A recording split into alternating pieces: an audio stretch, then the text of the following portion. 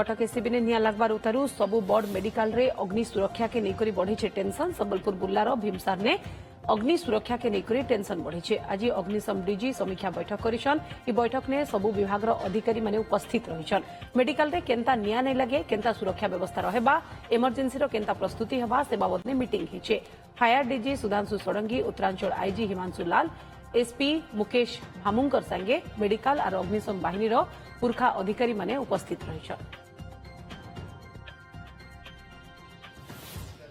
गोटे बहुत पुराना मेडिकल कॉलेज तेणु मेडिकल कर्तृपक्ष तांकर विभिन्न